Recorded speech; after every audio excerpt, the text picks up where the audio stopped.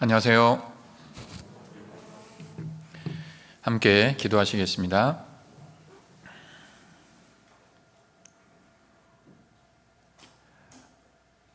능력과 지혜가 무궁하셔서 우주 만물을 창조하시고 또 지금도 살아서 인간 역사를 주관하시며 우리를 그토록 사랑하셔서 우리 모든 죄를 대속하시고 하나님의 자녀 삼아주신 그 크신 은혜를 인하여 진정으로 감사드립니다. 구원받은 이후에도 늘 저희와 함께 하여 주시고 말씀으로 교훈해 주시고 또 한 피 바다 한 몸 이룬 사랑하는 형제 자매들 사랑과 교제 가운데 우리의 삶을 인도해 주신 것을 감사드립니다. 주님 앞에 갈 때까지 이 거룩한 무리에서 나뉘어지지 않도록 우리의 마음과 생각을 붙잡아 주시고 우리에게 맡겨주신 복음 전파의 사명을 잘 감당할 수 있도록 부족한 저희에게 하나님의 지혜와 능력을 성령으로 말미암아 더하여 주시고 주님 오실 날 너무나 가까운 이 마지막 때 하나님을 알지 못하는 불쌍한 영혼들에게 이 귀한 복음을 담대히 전할 수 있도록 우리의 마음과 또 입술을 주장하여 주시옵소서. 오늘은 주일을 맞이해서 한자리에 모였습니다. 이곳에 나올 때에는 어떤 형편 가운데 나왔든지 하나님이 주시는 귀한 교훈의 말씀 마음판에 새기고 또 힘을 얻어서 우리의 남은 삶을 주의 말씀을 따라 힘있게 살아갈 수 있도록 도와주시옵소서. 마땅히 함께해야 함에도 여러 가지 형편으로 함께하지 못한 사랑하는 형제 자매님들, 혹 병중에 계신 분들, 또 핍박과 고난 중에 있는 분들 일일이 기억해 주시고 보살펴 주시고 동일한 은혜로 함께하여 주시고 다음에는 모든 어려움을 이기고 함께할 수 있도록 도와주시기를 간절히 기도드립니다. 코로나 시대에 고난 가운데 복음을 전하고 또 교회를 세우는 일에 수고하고 계신 전국, 전 세계 모든 형제 자매님들, 특별히 어려운 지역에서 수고하고 계신 우리 모든 선교사님들과 그 가정을 기억해 주시고 또 그곳의 성도님들 필요한 모든 것 영육과 안에 채워주시기를 간절히 기도드립니다. 오늘 이 시간에 시종 하나님께 부탁드리오며 저희를 사랑하시고 죄악 가운데서 구원하여 주신 예수님 이름으로 기도드립니다. 아멘. 다 같이 성경 출애굽기 25장을 같이 찾겠습니다. 구약 성경 출애굽기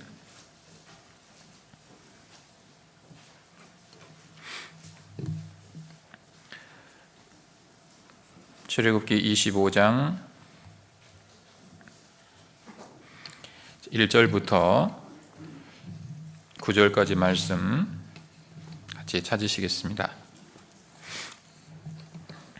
출애굽기 25장 1절부터 9절입니다.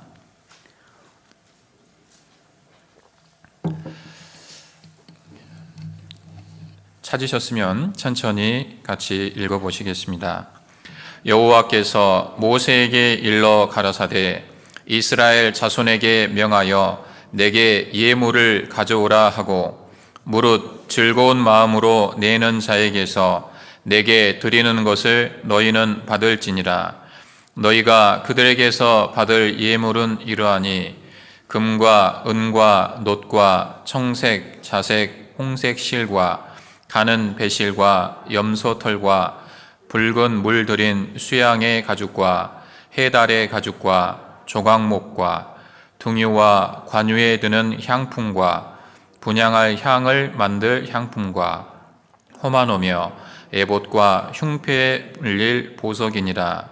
내가 그들 중에 거할 송소를 그들을 시켜 나를 위하여 짓되 무릇 내가 내게 보이는 대로 장막의 식양과 그 기구의 식양을 따라 지을지니라. 주님 안에서 평안하셨습니까? 요즘 코로나로 인해서 많이들 불안하고 또 힘든 하루를 하루하루를 보내고 계실 텐데요. 언제까지 힘든 시간이 계속될지 우리가 알 수 없지만은 그래도 감사하게도 요즘 또 여러 상황들이 조금씩 희망을 가질 수 있는, 예를 들어서 전 세계 확진자들이 과거 가장 많았을 때보다는 그래도 조금씩 줄어들고, 또 뭐 지역에 따라서는 좀 변동이 있긴 하지만은 그래도 전 세계적으로 조금씩 안정을 찾아가는 것 같고, 또 요즘 백신 접종이 또 시작이 되지 않았습니까? 그래서 좀 더 이제 시간이 지나고 나면 지금보다 더 자유롭게 말씀을 또 전하고 신앙생활을 할 수 있는 그런 그 시간들이 올 수 있겠다라는 그런 그 희망을 가질 수 있게 되어서 참으로 하나님께 감사가 됩니다. 동트기 전 새벽이 가장 어둡다, 그런 이야기 들어보셨습니까? 아침이 밝아오기 바로 직전, 해가 뜨기 직전이 가장 어두운 때라고 합니다. 마찬가지로 우리가 지금 뭔가 이제 하나님이 우리에게 더 이제 복음을 위해서 살 수 있는 그 귀한 시간을 주시기 바로 직전에 가장 힘들고 어두운 그 때를 보내고 있는 것이 아닌가. 지금 이제 터널을 나가기 바로 직전에 지금 그런 위치에 지금 있지 않은가라는 좀 생각을 해봅니다. 아무튼 우리가 어떤 상황에서도 소망을 가지고 또 희망을 잃지 않는 것은 정말 중요한 일이라고 생각합니다. 주변 어떤 환경을 항상 이렇게 부정적으로 또 이렇게 안 좋게만 이렇게 보면은요, 한도 끝도 없습니다. 그런데 어떤 상황에서건 뭔가 이렇게 희망을 찾고 그 반전의 계기를 찾고 그렇게 하는 그런 그 마음가짐들, 또 그런 어떤 생각하는 그런 습관들이 우리에게, 그리스도인들에게도 굉장히 중요하다고 생각합니다. 성경적으로는 이제 믿음이 되겠죠. 믿음. 성경적인 용어로는 아무튼 믿음을 이렇게 잃지 않는 것. 주변 상황을 보고 또 사람을 보고 그렇게 하는 것이 아니라 어떤 상황에서건 주님이 우리와 함께 하시고 또 이기게 해 주실 것이다, 궁극적으로 우리에게 승리를 주실 것이다 라는 믿음을 잃지 않는 것이 어려운 때를 지나는 모든 사람들에게 필요한 자세라고 생각합니다. 아무튼 조금 더 힘을 내셨으면 좋겠고요. 조만간에 극적인 반전이 이루어져서 또 우리가 더 힘있게 복음을 전하고 또 신앙생활을 자유롭게 할 수 있었으면 좋겠습니다. 오늘 함께 읽으셨던 이 출애굽기 25장은 성막의 건축에 관한 말씀이죠. 하나님이 이스라엘 백성들에게 하나님이 거할 처소라고 명명하신 성막을 지으라라고 하는 그런 그 명령을 주시는 말씀인데요. 성막에는 여러 그 상징적인 어떤 기물들, 또 성막의 어떤 그 건축된 그 모습 자체도 여러 가지 상징을 내포하고 있습니다. 성막 자체로서 하나님께 뭔가 제사를 드리고 하는 그런 장소이기도 하지만은 성막의 어떤 기물 하나하나, 거기에 뭐 새겨진 어떤 어떤 그림들, 이게 장막에 어떤 수가 놓아져 있고 뭐 그런 것들이 있죠. 거기에 등장하는 모든 것들이 사실은 우리에게 많은 교훈을 주는 상징물들로 이렇게 구성이 되어 있죠.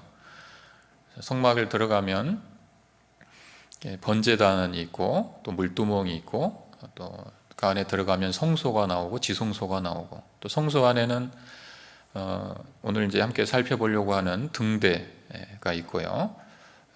메노라라고 그러죠. 이스라엘 사람들이 이렇게 불을 비추는 등대가 나오고, 떡상이 있고, 그리고 분향단, 이렇게 향을 피워서 하나님께 올리는 분향단, 이제 성소에 그런 기물들이 있고요. 또 지성소에 들어가면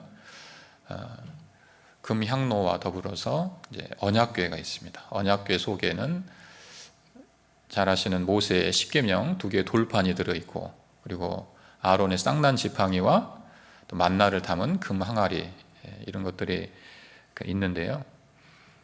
그 모든 기물들이 하나하나 이렇게 자세히 묵상을 해보면 단순히 하나님께 그 제사를 드리기 위한 그런 기물이 아니라 그 하나하나가 우리에게 많은 그 영적인 교훈들을 이렇게 주고 있다라는 것을 발견하게 됩니다. 그 교훈의 실체가 뭐냐? 한마디로 예수님에 관한 것이죠. 성막 전체가 예수님을 예표하고 있고, 또 성막에 나오는 기물 하나하나가 사실은 다 예수님을 예표하고 있습니다. 또 성막을 세웠던 그 담들도요, 널판지, 그리고 그 밑에 은 받침 기초가 있는데, 이런 것들도 사실은 전부 예수님을 상징하는 것들입니다. 성막에는 휘장이 있는데 그 성막의 휘장도 청색, 자색, 또 홍색, 가늘게 꼰 배실, 이런 걸로 그 휘장을 만들었는데, 그 휘장도 역시 예수님을 상징하는 것이죠. 앙장이라고 하죠. 천정 커튼, 거기에도 그룹이 수놓아져 있고, 또 많은 어떤 그 여러 색깔의 실을 또 써서 그런 앙장을 만들고, 또 해달의 가죽을 덮고, 이런 것들이 하나하나 이렇게 묵상을 해보면요, 전부 다 예수님과 관련이 있다는 걸 알게 됩니다. 이 등대도 마찬가지죠. 등대 모양 잘 아시죠? 우리 이스라엘에 대해서 배우면 항상 이 등대 그 모양을 이렇게 보게 되지 않습니까? 등대 모양도 이렇게 이제 타원형의 이렇게 가지들이 있고, 거기에 중심에 이제 쭉 수직으로 되어 있는 그 기둥이 있고요. 거기에 이렇게 타원형으로 되어 있는 가지들이 들어 있는데, 또 가만 놓고 보면 그 십자가를 이렇게 겹쳐 놓은 것처럼 이렇게 보이죠. 그래서 그 등대 모양, 그리고 등대 살구꽃 형상의 그 받침이 있습니다. 등대 받침이 살구꽃 형상인데, 성경의 살구꽃은 부활을 상징하죠. 부활. 여러분 다음 주간인가요? 4월 첫째 주쯤에 이제 그 부활 주일인데, 등대에도 그 십자가 형상과 살구꽃 꽃받침, 예수님의 죽으심과 부활을 상징하는 것이죠. 그리고 이 언약궤 속에 들어있던 것들도요, 전부 하나같이 다 하나님의 거룩하심, 예수님의 거룩하심, 그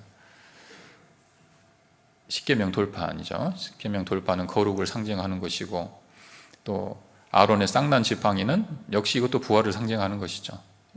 죽은 살구 나무 지팡이에서 싹이 나올 수가 없잖아요. 거기 싹이 나오는 그런 그 기적을 보여주시고, 그것을 언약궤 속에 보관토록 하신 것은 주님의 부활, 거룩하신 하나님, 또 부활하신 하나님 예수님에 대해서 우리에게 교훈하시기 위함이고, 또 만나를 담은 금 항아리를 또 보관토록 하신 것도, 만나를 담은 금 항아리에 한 오멜만큼 만나를 담으라고 하셨는데요, 한 오멜은 만나를 거둘 때 한 사람이 그 하루 식량의 분량으로 이렇게 말씀하신 겁니다. 그래서 하루 동안 먹을 그 만나를 금 항아리에 담아서 언약궤 속에 보관을 하게 하신 거죠. 이것은, 만나는 매일매일 사람이 떡으로만 사는 것이 아니라 하나님의 말씀으로 사는 것이라는 교훈을 주시기 위해서, 그것도 딱 하루 먹을 만큼만 그것을 담아서 보관토록. 그러니까 말씀은 하루에 뭐 1년치 살 말씀을 다 이렇게 우리가 배우는 그런 게 아니죠. 하루에 다 배워가지고 그걸 가지고 계속 사는 게 아니라 매일매일 이렇게 말씀을 묵상하고, 주님이 주시는 말씀을 또 받아서 생활하고, 그렇게 하는 것이 합당하다는 것을 교훈해 주시기 위해서 만나를 담은 항아리에도 딱 하루치만 이렇게 담도록 하셨습니다. 아무튼 여러 그 안에 있는 것들을, 성막 안에 있는 것들을 살펴보면 다분히 상징적이고, 그것을 깊이 묵상하다 보면 결국은 예수님을 발견하게 되고, 그 하나님의 사랑, 또 우리를 위한 희생, 또 우리가 어떻게 또 살아야 되는지, 그런 교훈들을 우리가 얻을 수 있다라고 할 수 있습니다. 그래서 어떤 시간 되시는 대로 계속해서 성막이나 또 성경에 나오는 여러 상징들을 깊이 있게 묵상해 보시면서 하나님이 주시는 그런 귀한 교훈들을 얻으셨으면 좋겠습니다. 오늘은 그 중에 등대에 대해서 조금 더 살펴보려고 하는데요. 등대도 역시 예수님을 상징하는 것인데 한마디로 세상의 빛이 되신 예수님을 상징하는 것이죠. 등대는 비추는 거잖아요. 빛을 비추는 세상의 빛이 되신 예수님. 그래서 이 성막에는요 창문이 없다는 거 아시죠? 성막에는 창문이 없어요. 그 세상에서 들어오는 빛이 없습니다. 밖에서 이렇게 들어오는 빛이 없고 어두컴컴한 곳인데 거기 이 성막 안을 비추는 유일한 빛은 바로 등대라는 것이죠. 이것은 우리에게 이 어떤 죄 많은 세상, 죄로 말미암아 타락하고 캄캄한 세상이죠. 그런 세상에 유일한 빛은 바로 예수 그리스도시다라는 것을 우리에게 교훈해 주신다라고 할 수 있습니다. 성소는 이렇게 널판으로 이렇게 쭉 짓게 되고요. 벽을 이렇게 널판으로 쭉 이렇게 짓게 되고, 그리고 그 널판은 나무 판자가 있고 그 위에 금박으로 이렇게 씌운 겁니다. 금으로 씌운 널판입니다. 그래서 그거를 쭉 세워서 성소 벽을 만들고 위에는 앙장이라고 하는 천장 커튼을 이렇게 여러 겹으로 이렇게 싸서 성소를 짓게 되는데, 이 성소에는 그러니까 빛이 들어올 이렇게 틈이 없는 거죠. 위쪽도 다 막혀 있고 벽도 다 널판으로 쭉 둘러싸여 있기 때문에 빛이 전혀 들어오지 않는 곳입니다. 그런데 그 안은 굉장히 환하게 이제 빛날 수밖에 없습니다. 왜냐하면 등대를 계속해서 켜놨고 그 등대 불빛이 금으로 씌운 그 널판에 쭉 반사가 되겠죠. 빛이 쭉 반사가 되면서 번쩍번쩍하겠죠.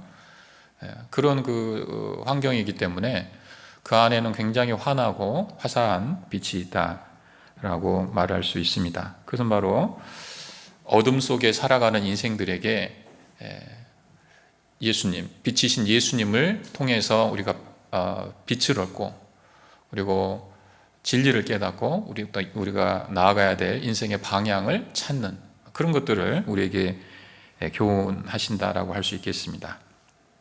우리 이사야 59장 한번 보실까요? 인생은 어둠 속에 살아가는 겁니다. 이사야 59장 9절 말씀.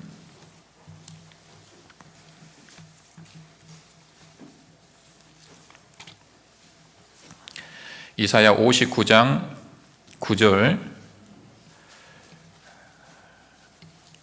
10절입니다. 그러므로 공평이 우리에게서 멀고 의의가 우리에게 미치지 못한즉 우리가 빛을 바라나 어두움뿐이요 밝은 것을 바라나 캄캄한 가운데 행함으로 우리가 소경같이 담을 더듬으며 눈 없는 자같이 두루 더듬으며 낮에도 황혼때같이 넘어지니 우리는 강장한 자 중에서도 죽은 자 같은지라. 어둠 가운데 살아가는 인생의 모습을 잘 이렇게 표현한 그런 말씀이라고 생각이 됩니다. 인생은 한치 앞을 알 수 없는 그런 그 삶을 살아가고 있죠. 우리가 빛을 바라나 어둠뿐이요. 이 세상을 점점 살아가면 살아갈수록 뭔가 환해지고 뭔가 길이 분명하게 보이고 그런 것이 아니라 점점 더 혼란스러워지고, 이 사람이 정보가 뭔가 아는 게 많아지면은 점점 뭔가 생각이 정리가 되고 분명해져야 되지 않겠습니까? 어떤 방향으로 가야 될지. 근데 요즘에 정보의 홍수 시대잖아요. 옛날보다 훨씬 더 많은 걸 알고 배우고 살아갑니다. 근데 사람들의 생각이 어떻습니까? 점점 명료해집니까? 뭔가 이렇게 앞으로 세상이 어떻게 될까 분명하게 보입니까? 그렇지 않죠. 점점 복잡합니다. 점점 뭐가 맞는지, 뭐가 옳은 것인지 그런 것인지 알 수가 없어요. 이 코로나 상황에서도 얼마나 이 뉴스들이 많습니까? 근데 뭐 어떤 게 진짜인지, 어떤 것을 우리가 또 붙잡고 가야 될지요, 알 수가 없어요. 이 사람 말 들으면 이 사람 말이 맞는 것 같고, 저 사람 말 들으면 저 사람 말이 맞는 것 같고, 백신도 뭐 맞으면 된다 안 된다 뭐 여러 가지 말들이 많지 않습니까? 얼마나 혼란스럽냐 그 말이에요. 사람이 하는 일이 다 그렇죠. 앞으로 뭐 1년 후에 어떤 세상이 올 겁니다. 뭐 10년 후에 어떤 세상이 올 겁니다. 뭐 그대로 되든가요? 전문가들이 미래를 예측하고 하지만요, 하나도 안 맞습니다. 그래서 어떤 사람은 전문가들이 말하는 거 반대로만 하면 된다. 뭐 이제 이런 식으로 의사 결정을 하는 사람들도 있는데, 이 세상은 참 어둠 가운데 있다라는 거죠. 사람들은 빛을 바라지만 그 빛을 찾을 수가 없습니다. 이 세상에는 진정한 빛이 없는 거죠. 진정한 빛은 어디서 우리가 얻을 수 있겠습니까? 바로 예수 그리스도, 하나님의 말씀 안에 빛이 있는 거죠.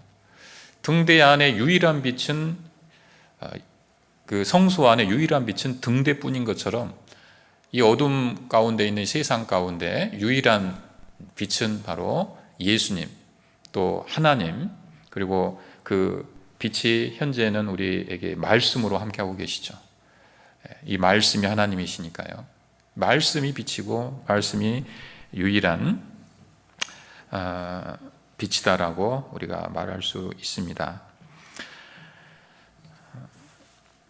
요한복음 9장 5절에도 내가 세상의 빛이로라, 직접적으로 예수님 빛이다라고 말씀하셨죠. 그리고 마태복음 4장 16절에도 보면요, 흑암에 앉은 백성이 큰 빛을 보았다. 빛도 보통 빛이 아니고 큰 빛, 예수님을 일컬어서 큰 빛이라고 말씀하셨습니다. 사람들은 인생을 살아가면서 도대체 내가 어디서 와서 어디로 가는지, 또 내가 지금 현재 있는 위치가 어디인지, 또 인생을 살다 보면 크고 작은 어려움을 겪기도 하고 막 넘어지기도 하고 좌절도 하고 막 그러는데, 도대체 어디서 넘어졌는지, 뭐 때문에 넘어졌는지, 앞으로는 또 어떻게 해야 되는지 전혀 알 수가 없죠. 사람은 이렇게 어둠 가운데 사는 겁니다. 또 뭔가 이 세상을 즐겁고 행복하게 살고 싶은데 누구든 그걸 원하죠. 근데 어떻게 해야 사람이 진짜 행복하게 되는 것인지 전혀 알지를 못하는 겁니다. 그런 것을 깨닫는 것을 진리를 깨달았다 이렇게 이야기하는데, 세상에서는 정말 확실한 진리, 온전한 진리를 깨달을 수가 없는 것이죠. 그 진리의 빛은 이 세상에서 우리가 얻을 수 있는 것이 아닌 겁니다. 바로 하나님을 통해서, 예수님을 통해서, 그리고 우리 시대의 말씀으로 함께 하시는 이 성경 말씀을 통해서 그 진리의 빛을 깨달을 수 있는 것이죠. 왜 예수님이 빛이고 왜 예수님이 우리 앞길을 밝히 보여주실 수 있겠습니까? 그분은 창조주이시기 때문이죠. 이 세상을 창조하시고 또 지혜가 무궁하셔서, 능력과 지혜가 무궁하셔서 모든 것을 다 아시기 때문입니다. 능력이 있으시고 자기가 원하는 대로 모든 일을 하실 수 있는 분이시고, 그러시기 때문에 우리에게 빛이 될 수가 있어요.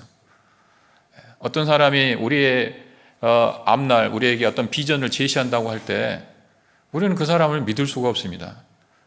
왜요? 그 사람이 모든 걸 다 아는 게 아니잖아요. 날아가는 새도 떨어뜨린다는 엄청난 권세를 가진 사람들, 근데 그 사람이 앞으로 어떻게 하겠다고 해도요, 못 믿어요. 왜요? 권력은 길어야 10년이라 그러죠. 요즘 뭐 10년도 안 되는 것 같아요. 한 3, 4년 지나면 그냥 흔들흔들 하는 것 같고요. 어느 사람도 믿을 수 있는 사람이 없어요. 아무리 많이 배웠다는 사람, 아무리 힘이 있다는 사람, 아무리 재산이 많다고 하는 사람, 우리에게 정말 확실한 비전, 우리가 나아갈 바를 제시해 줄 수가 없는 겁니다. 그러나 하나님은 다르죠. 예수님은 다릅니다.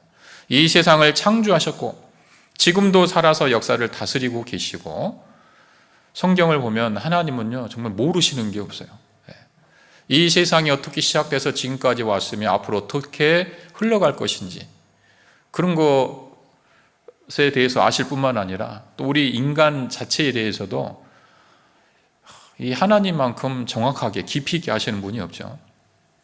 성경을 계속 묵상하다 보면요, 역사적인 사건들이 성경에 정확하게 기술되어 있는 이것도 정말 놀라운데, 시편이나 욥기나 뭐 전도서, 아하가 이런 그 시가서들 있지 않습니까? 성경 제일 그 중심부에 있는 시가서들, 그걸 자세히 묵상하다 보면 야, 사람의 마음을 이렇게 정확하게 아실까? 예.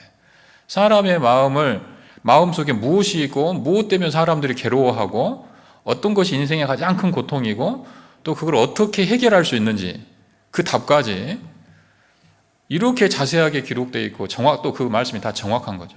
예. 다 이게 정확한 말씀만 기록되어 있다는 것이요, 정말 놀랍습니다. 사람에 대해서 성경만큼 더 정확하게 기록되어 있는, 말씀하고 있는 그런 책이 없는 겁니다. 왜요? 우리를 만드신 하나님이시기 때문에, 우리의 마음과 정신을 창조하신 분이 하나님이시니까요, 사람이 무엇 때문에 힘든지, 어떻게 하면 거기서 또 빠져나올 수 있는지 제일 잘 아시는 분이 하나님이신 거예요. 요즘에 세상에 사람의 어떤 그 심리를 연구하고 뇌를 연구하고 막 그러잖아요, 과학자들이. 근데 거기서 저도 이제 가끔씩 그런 내용들 이렇게 강연하는 거 들어보면요, 결국은 성경에서 다 나오는 이야기들입니다.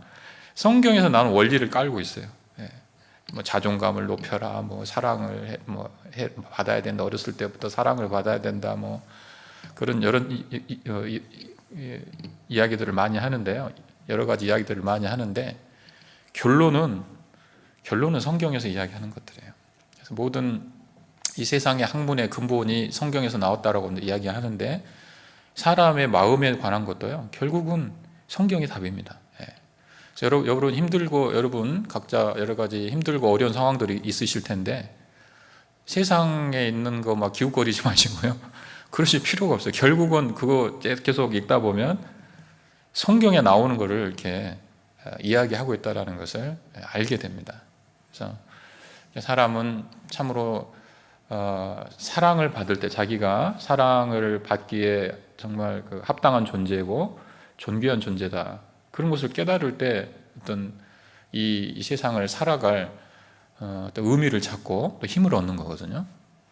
근데 성경에 나오죠. 나는 여호와 보시기에 존귀한 자라고. 우주 만물을 창조하신 하나님이 나를 그렇게 귀하게 여기시고 사랑하시는 거예요. 성경처럼 인간의 자존감을 높이는 책이 없는 겁니다. 사람이 하나님을 발견하고 우리가 하나님 앞에 어떤 존재인지를 깨달을 때 내가 진짜 귀한 존재구나, 내가 그냥 세상에서는 무시당하고 남과 비교하면은 뭐 하나 이렇게 내세울 거 없잖아요. 너무 막 열등감이 들고 또 나이를 들면 아프고 병들고 결국은 늙어서 죽는 그런 인생을 살아가는데, 그것만 놓고 보면 참 나는 참 무가치한 존재다, 내가 이런 세상 살아서 뭐하나, 이런 생각들을 많은 사람들이 하죠, 세상에. 그런데 성경에서 하나님에 대해서 우리가 정확히 깨닫고 하나님이 우리를 어떻게 바라보시는지, 우리는 어떤 존재인지를 깨달으면요, 나는 진짜 이 세상에 태어나길 잘했다, 그리고 나는 정말 존귀한 존재구나, 이 세상이 다가 아니고 영원한 세계가 있다는 걸 알면 이 세상에서 내가 이렇게 힘들고 어렵게 살아가는, 이 고생하면서 살아가는 것이 전혀 의미가 없는 것이 아니라 이것이 영원한 내세를 위한 아주 훌륭한 준비가 되고 거기에서 진짜 우리의 삶이 시작된다, 이런 것을 깨달으면요, 사람이 행복해지는 거죠. 그렇게 해야 사람이 행복해지죠. 근데 그런 것은 성경을 통해서만 우리가 얻을 수 있는 것들이죠. 사람들은 그런 어떤 마음의 평강, 행복, 이런 걸 얻기 위해서 돈도 벌어보고 공부도 하고 사업도 하고 나름대로 책도 읽어보고 하지만은 그렇게 해가지고는 사람이 행복해질 수가 없어요. 결국은 하나님을 알아야 되고 또 내세에 대해서 알아야 되고 우리가 어떤 존재인지 하나님 앞에 그것을 깨달을 때 사람이 진짜 행복해지는 거죠. 아무튼 이 성경은 진리고 성경에 있는 말씀이 우리 삶에 비친 겁니다. 그것은 바로 예수님을 통해서 우리에게 주어지는 것들이죠. 그래서 빛이신 예수님께서 2000년 전에 이스라엘 땅에 직접 오셨고요. 지금은 그 예수님이 육체로는 함께 하시지 않으시지만은 하나님의 말씀으로, 성경 말씀을 통해서 우리와 함께 하고 계시고 그 빛을 계속해서 우리에게 비춰주고 계신 겁니다. 그래서 시편 119편 105절의 말씀대로 주의 말씀은 내 발의 등이요 내 길의 빛이니이다 그랬죠. 예수님이 내가 빛이다. 예수님이 생명의 빛이죠. 예수님 스스로가 생명의 빛인데 시편 119편에는 이 말씀이 빛이다. 그러니까 이 말씀과 예수님은 같은 거죠. 예수님이 직접 나타나셔서 우리에게 빛을 주시고 어떤 비전을 보여주시고 하시는 것이 아니라 이 말씀을 통해서 우리에게 직접 말씀하시는 것과 동일하게 이 말씀을 통해 그 빛을 비춰주고 계시다라고 하는 겁니다.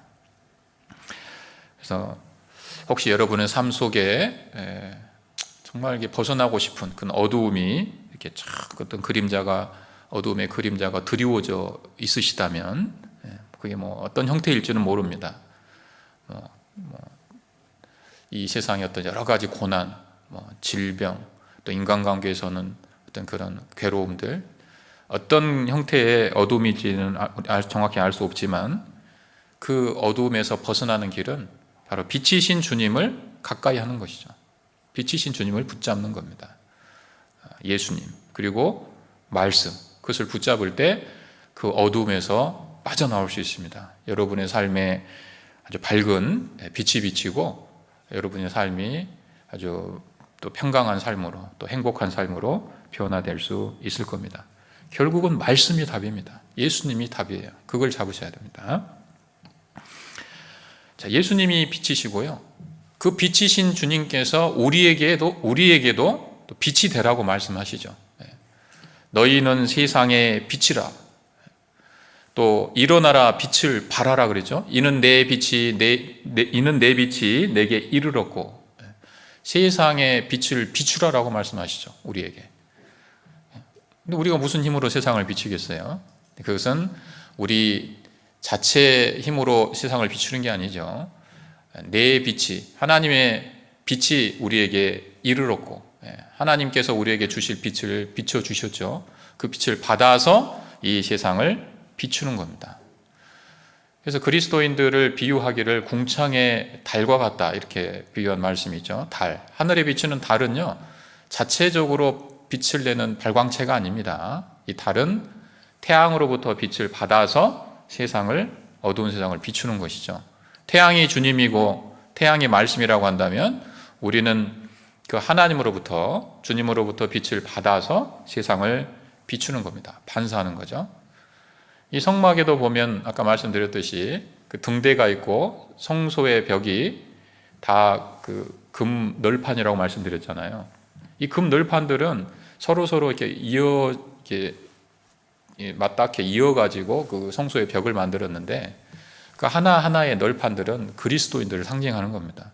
그게 연합되어 있는 것은 교회를 상징하는 것이고 그 교회가 등대로부터 빛을 받아서 주님으로부터 빛을 받아서 어두운 세상을 비추고 있는 것이죠. 널판 스스로 빛나는 게 아니죠. 등대에서 빛을 받아서 어두운 성소를 비추는 것처럼 그리스도인들도 주님으로부터 빛을 받아서 이 어두운 세상을 비추는 겁니다. 그렇게 이 세상에서 빛을 발하라고 하시는 거죠. 내가 스스로 발광체여서가 아니고요. 주님으로부터 빛을 받아서 그렇게 하는 겁니다. 참 우리에게 빛이 되라고 하시는데 그럼 어떻게 하는 것이 세상을 비추는 것이냐? 어떻게 하는 것이 주님의 빛을 받아서 세상을 밝히는 것인가? 이 성경에서는 세상의 빛을 비추는 것을 크게 두 가지 이렇게 말씀하셨습니다. 첫 번째는 선을 행하는 것이 빛을 비추는 것이라고 하셨죠. 너희는 세상의 빛이니 하면서요. 그때 말씀하신 것은 바로 선을 행하는 것을 말씀하셨습니다. 에베소서 5장 8절 보시죠. 에베소서 5장 8절.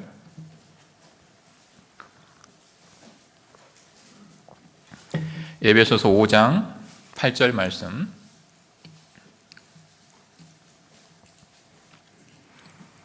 (5장 8절 9절을) 같이 읽어보시겠습니다. 너희가 전에는 어두움이더니 이제는 주 안에서 빛이라. 빛의 자녀들처럼 행하라. 빛의 열매는 모든 착함과 의로움과 진실함에 있느니라. 자, 너희가 전에는 어두움이더니 이제는 주 안에서 빛이라. 이제는 그냥 빛이라가 아니죠. 주 안에서 빛이죠. 주님으로부터 빛을 받은 겁니다. 주 안에서 빛이라. 이제 그렇게 빛을 받았기 때문에 빛의 자녀들처럼 행하라. 어떻게 하는 것이 빛의 자녀들처럼 행하는 것이냐? 빛의 열매는 모든 착함과 의로움과 진실함에 있다. 착하다는 것은 이제 세상에서 말하는 일반적인 선이죠. 선을 행하는 것. 일반적인 착하다, 선하다. 의로움은 약간 우리 이제 그 하나님의 말씀과 좀 연관이 돼 있죠. 의인, 의롭다. 이런 거는 믿음으로 하나님의 법을 행하는 것이 의로운 것이죠. 진실함은 말 그대로 속임이 없는 것이고 정직하고 순수한 그런 성품. 그것이 이제 진실함인데, 빛을 받은 사람은 이렇게 선하고 또 믿음으로 하나님의 법을 행하고 또 솔직하고 정직해야 된다는 거죠. 그렇게 하는 것이 세상의 빛을 비추는 것이다라는 겁니다. 또 마태복음 5장도 보시겠습니다. 마태복음 5장 14절에 보시면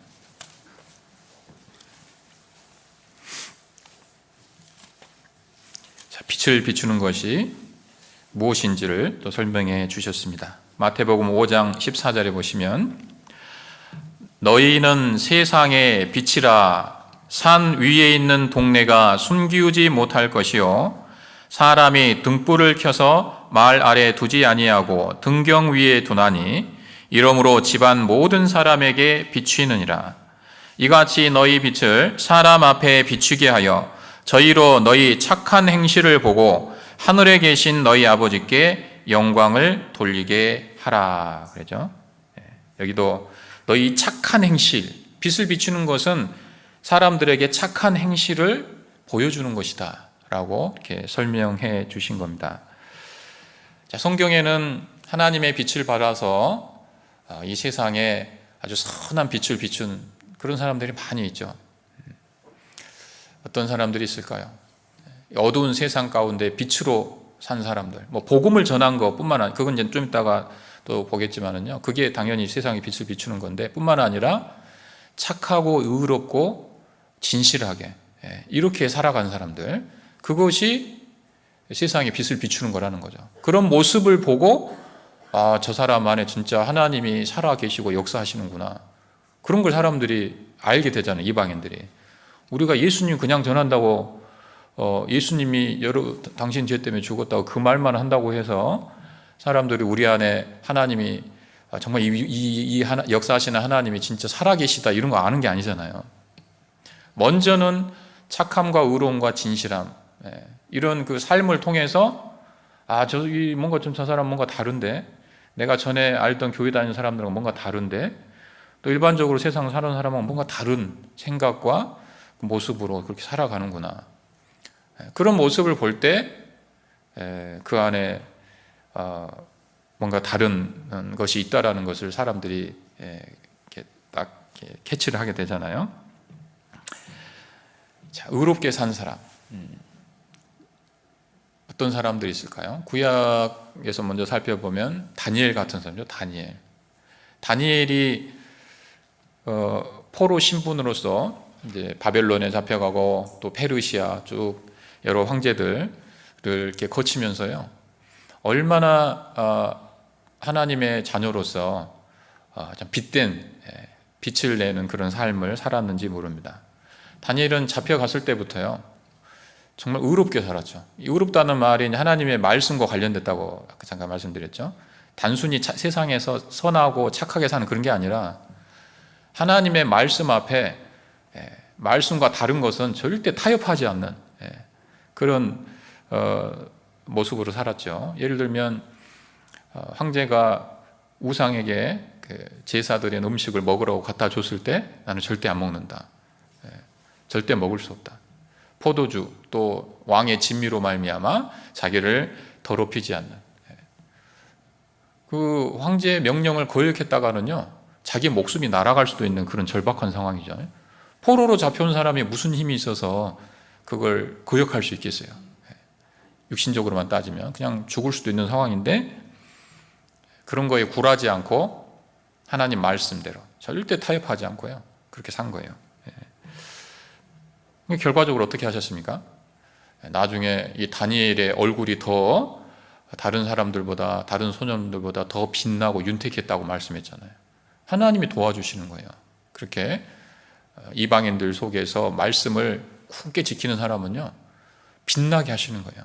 그야말로 외모도 빛나게 하셨고, 나중에 이 다니엘이 이제 일도, 자기에게 맡겨진 일도 성실하고, 또 하나님이 지혜를 주셔서 지혜롭게 처리하는 그런 과정을 통해 이제 총리 위치까지 올라가게 되지 않습니까? 다니엘이 살았을 때 그 나라를 다스렸던, 제국을 다스렸던 황제들은 계속 바뀌었어요. 황제들은, 권력자는 계속 바뀌었는데 총리는 안 바뀌어요. 계속 다니엘이 바벨론 때도 또 페르시아 제국 때도. 왜? 못 바꾸는 거예요. 너무 잘하니까. 너무 그 빈틈이 없고 또 도덕적으로도 흠결이 없고 완벽하니까요. 이방인, 포로로 잡아온 사람이지만은 이방인 황제들이 인정하지 않을 수 없는 그런 삶을 살았잖아요, 다니엘이. 또 그렇게 승승장구하면, 뭔가 이렇게 승승장구라는 표현보다는 뭔가 이렇게 계속해서 그 위치를 유지하다 보면요, 주변에서 얼마나 그 시기 질투가 많았겠어요. 그것도 그 망한 나라의 사람을 포로로 잡아가지고 잡혀온 사람인데, 그 사람이 총리 위치에서 계속 나라를 이렇게 다스리고 하니까 그 제국의 본토 그 사람들이 얼마나 시기를 하고 모함을 하고 했겠습니까? 그런데 아무리 그렇게 다니엘을 통해서, 다니엘의 삶을 통해서 흠을 잡으려고 해도 잡을 수가 없었죠. 결국은 다니엘을 모함하고 참수하려고 했던 사람들이 오히려 다 몰락하는, 다니엘을 사자굴에 던졌는데, 모함을 해서 사자굴에 던졌는데 다니엘은 안 죽고 오히려 모함했던 사람들 거의 죽어버리잖아요. 하나님 그렇게 지켜주시는 겁니다. 그게 빛이 되죠. 완전히 그 이스라엘은 나라는 망했지만은요, 그 가운데 끝까지 믿음을 지켰던 이 다니엘은 그 이방 세계에서도 아주 별과 같이 빛나게 됐고, 지금 수천 년 지난 지금까지도 우리에게 어떤 그 신앙의 본으로서 지금 빛나고 있지 않습니까? 그게 지금 세상을 빛으로 비추는 것이죠. 그리스도인이 그냥 예수님을 믿는다, 그 믿음을 우리가 갖고 있다면요, 실제 믿는 사람답게 우리가 이렇게 살아야 되겠죠. 그렇게 실제 살 때 빛이 되는 거죠. 그거 알고 있는 지식이 빛이 되는 게 아니고, 복음에 대해서 알고 있는 지식이 빛이 되는 게 아니고, 그것을 깨달은 사람답게 살면 그게 세상의 빛이 되는 거죠. 다니엘이 하나님의 사람이라는, 자기는 하나님의 사람이라는 확실한 믿음이 있었습니다. 근데 그 믿음, 그 생각, 그것이 빛이 되는 게 아니고, 다니엘이 의롭게 살았기 때문에, 선하고 실제 진실되게 살았기 때문에 그 삶이 빛이 되는 것이죠. 그래서 다니엘은 세상의 빛이었던 겁니다. 다니엘을 통해서도 우리가 좀 배울 수 있는 것이요, 사회생활을 어떻게 해야 되는가, 이거에 대한 고민을 많이 하는데 그 답을 또 얻을 수 있는 것 같아요.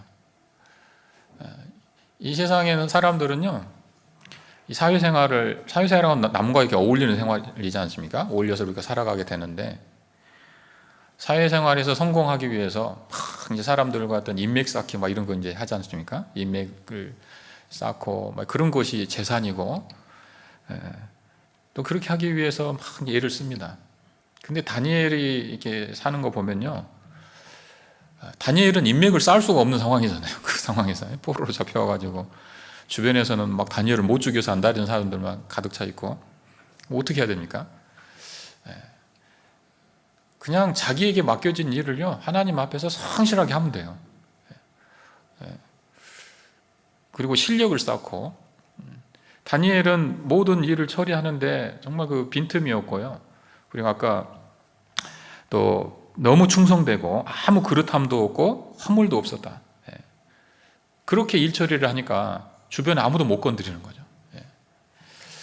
우리 이제 그리스도인들이 이제 어떤 그 직장이나 이런 생활을 하시다 보면 이방인들처럼 막 사람들과 어떤 선을 넘어서 막 어울리고 그런 거 못 하잖아요. 뭐 술을 같이 마시러 다닌다든지 어떤 사람들은 죄 같이 지어주면 그 지으러 다니면 그거 좋아하거든요.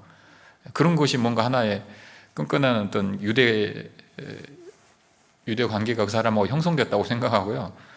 뭐 그런 거 좋아해요. 근데 우리는 그렇게 할 수가 없잖아요. 그러니까 딱 그런 그리스도인으로서 내가 할 수 없는 것도 나는 이거 못합니다 하고 딱 선을 딱 그으면 그때부터는 이제 약간 이제 거리를 두려고 하죠. 어쩔 수 없습니다. 그런 고난을 누구나 그리스도인들 다 세상에서 겪죠. 근데 그런 어려움이 있지만은요, 그래도 우리에게 주시는 하나님의 그 위치에서 우리가 잘 해 나가야 되잖아요. 그럼 어떻게 해야 되냐? 다니엘처럼 하면 된다고 말이죠. 내가 지금 맡은 그 분야에서는요, 그냥 누구도 이렇게 탓할 수 없는, 누구도 말할 수 없는 어떤 그 실력도 키우고, 그리고 성실하게, 또 깨끗하게 이렇게 일 처리를 하다 보면 주변 사람들이 그 사람 함부로 못하는 겁니다. 그래서 회사에서 이제 세상 사람들 하는 이야기인데, 회사에서 살아남는 방법은 두 가지가 있다. 인맥을 잘 쌓든가, 엄청 잘하든가, 실력이 엄청 좋든가, 둘 중에 하나인데, 그리스도인은 두 번째를 우리가 더 중점을 두고 해야 되겠죠. 일단 여담으로 말씀드렸고요. 그런 교훈을 좀 생각해 보게 됩니다. 그리고 세상에 빛이 됐던 사람들, 두 번째로는요, 사라를 또 생각해 볼 수 있습니다. 사라. 아브라함의 부인이었던 사라죠. 베드로전서 3장을 보겠습니다. 베드로전서 3장.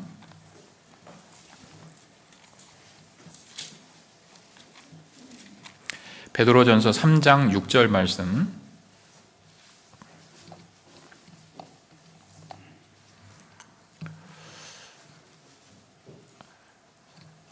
거기도 같이 읽어보시죠. 사라가 아브라함을 주라 칭하여 복종한 것 같이 너희가 선을 행하고 아무 두려운 일에도 놀라지 아니함으로 그의 딸이 되었느니라. 저기 말씀을 보시면 이게 사라가 아브라함에게 복종한 것이 이게 선을 행한 것이다라고 말씀했죠. 아까 빛을 비추는 것은 선을 행한 거라고 말씀드렸잖아요. 그 중에 하나가 남편에게 부인이 순종하고 심지어 복종까지 하는 이런 모습이 하나님 보시기에 선이라고 하신 거죠. 자, 요즘 사회가 갈수록 이렇게 뭔가 하나님이 세워주신 권위나 질서 같은 것이 무너져가는 세상이죠. 그러다 보니까 이제 가정에서의 질서, 국가의 질서도 엉망이고요. 뭐 국가의 어떤 권위가 옛날하고는 많이 다르잖아요. 뭐 이렇게 최고 어떤 통치하는 사람도 막 함부로 막 이름 부르고 막 심지어 성도 안 불러요. 뭐 누구 막 이렇게 해버리고 그런 물론 좀 우리가 생각하기에 좀 부족한 점들이 있지만 그렇게 하면 안 되죠. 성경에는 그리스도인들은 그러면 안 되겠죠. 위에 있는 권력자들을 위해서 기도하라는 말씀도 있고 또 합당한 그 나라에서 세워진 어떤 규칙이나 법 같은 것도 우리가 잘 지켜야 되죠. 이방인들처럼 그러면 안 됩니다. 근데 그런 질서가 세상에서 이미 다 무너져 버렸어요. 그런 권위들이 뭐 회사에서도 마찬가지일 겁니다. 또 가정, 특히 가정의 이 권위나 질서가 이렇게 무너져 가고 있잖아요. 그래서 하나님은 남편과 아내의 위치, 또 질서, 또 부모와 자식 간의 질서 이런 것들을 성경에 분명하게 말씀해 놓으셨고 그것을 따르라고 말씀하셨는데 사회가 자꾸 혼란스러워지고 전부 다 평등하다는 식의 어떤 그 생각들이 점점점 이렇게 만연해지다 보니까 가정에서도 자꾸 이제 질서에 문제가 생기고 혼란스러워집니다. 여러분 질서가 깨지면 혼란스러워집니다. 그게 더 큰 문제죠. 예를 들어서 몇몇 사람이 있었어요. 오늘 점심에 뭐 먹을까요? 그냥 예를 드는 겁니다. 이 사람은 짜장면 먹자, 이 사람은 짬뽕을 먹자, 이 사람은 볶음밥 먹자 그랬어요. 여러분 짜장면을 먹던 뭐 볶음밥을 먹던 그건 중요한 문제가 아니죠. 근데 뭔가 질서가 없잖아요. 다 자기가 하고 싶은 거 이렇게 하잖아요. 그러면은 혼란스러워지는 거예요. 뭘 결정을 할 수가 없고 뭐가 정해지질 않고 그 다음에 한 발짝도 나갈 수가 없어요. 그게 문제인 거죠. 그러니까 이래도 되고 저래도 되는 문제들이 세상에는 많거든요. 그런데 질서가 안 세워져 있으면 아주 사소한 것도 결정을 할 수가 없습니다. 그리고 한 발짝도 못 움직여요. 그게 더 큰 문제가 돼버리죠. 연합, 한 마음으로 뭔가를 정하고 한 방향으로 움직였을 때 엄청난 힘을 발휘하죠. 그런데 질서가 깨지면 이 연합의 유익이 다 사라져 버리는 거예요. 할 수 있는 게 아무것도 없어요. 각자 자기가 하고 싶은 대로 한다라는 그런 장점은 있을 수 있겠지만 연합을 통해서 얻을 수 있는 유익은 하나도 얻을 수가 없습니다. 그래서 질서, 물론 뭐 성경 말씀에 비추어서 맞지 않는 것까지 우리가 따를 수는 없겠죠. 뭐 그 선까지 우리가 무조건 따라야 된다는 걸 이야기하는 건 아니고, 성경 말씀에 비춰서 이래도 되고 저래도 되는 상황들이 많다는 겁니다. 세상에는 가정에서도 많아요. 가정에서도 어떻게 할 것인가 뭔가를 정해야 될 때 이래도 되고 저래도 되는 문제들이 많습니다. 근데 질서가 깨져 있으면 뭐 하나 제대로 정해지지가 않습니다. 그리고 가족이 한 마음으로 어떤 한 방향으로 나가야 되는데 한 발자국도 나갈 수가 없어요. 말만 꺼내면 다툼이고 싸움이고 뭘 또 정해지지도 않아요. 소리만 커지지. 그게 더 큰 문제다라는 거죠. 그래서 이 하나님이 순종하고 질서에 따르라고 하는 것은요, 그런 것을 제일 잘 아시죠, 하나님이. 이 교회 안에서도 우리가 매일매일 살아가면서 교회 안에서도 뭔가를 정해야 되는 일들이 많습니다. 예를 들어서 여기 현수막이 있잖아요. 현수막을 여기다 걸 수도 있고 여기다 걸 수도 있죠. 근데 그게 뭐가 그렇게 중요합니까? 근데 어떤 사람은 여기다 걸자고 하고 어떤 사람은 여기다 걸자고 해요. 근데 너무 그 의견이 너무 자기 주장이 강해. 그럼 어디다 걸어야 돼요? 여기다 걸어야 돼요? 여기다 걸어야 돼요? 그런 걸 정할 사람이 있어야 된다고 말이에요. 여기다 걸어도 되고 여기다 걸어도 되면요, 그냥 이런 거는 이분들 그냥 정하게 하죠. 그러면은 너무 쉬운 거예요. 상관없거든, 여기다 걸든 여기다 걸든. 근데 그걸 여기다 걸어야 되는 사람 한 부류, 여기다 걸어야 되는 사람 한 부류 나눠져 가지고 막 싸우다 보면 그럼 아무것도 안 되는 거예요. 아무것도 할 수가 없는 거죠. 이게 적절한 예가 됐는지 모르겠는데요. 교회에서 또는 가정에서 뭔가 다툼이 생기고 혼란스러워지는 그 원인들을 찾아보면 정말 아무것도 아닌 것들이거든요. 왜 그런 혼란이 생기냐면 질서가 깨져서 그런 겁니다. 질서만 세워져 있다면 전혀 혼란스럽지 않고 아주 자연스럽게 매끄럽게 갈 수 있는 문제들이 그게 깨지니까 항상 시끄러운 거예요. 그건 사사건건 시끄러울 수밖에 없어요. 질서가 깨져 있으면. 뭐 하나 어떤 일을 해야 될 상황만 되면 늘 싸워요. 그럴 수밖에 없는 겁니다. 부모 자식 간의 질서도 마찬가지고 남편과 아내의 질서도 마찬가지고, 하나님이 세우신 질서는 우리가 그 권위를 인정하고 어떤 경우에도 따라준, 물론 말씀을 넘어서는 것까지는 아니라고 말씀드렸습니다. 명백하게 말씀이 아닌 것은 뭐 교회 나가지 마 이런 거 순종할 수는 없잖아요. 그런 것이 아닌 이래도 되고 저래도 되는 문제, 많은 그런 상황에서는 결정권을 위임하는 거죠. 그것이 순종하는 모습이다라는 생각이 듭니다.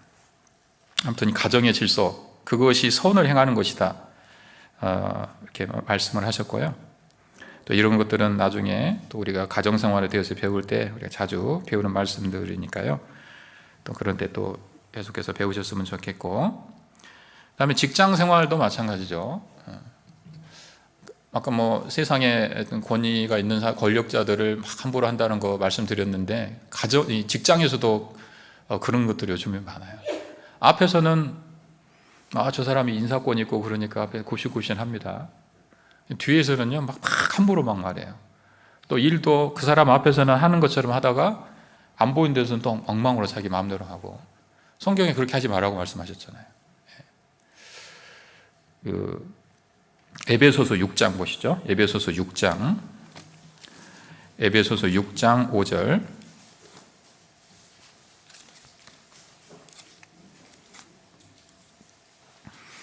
에베소서 6장 5절.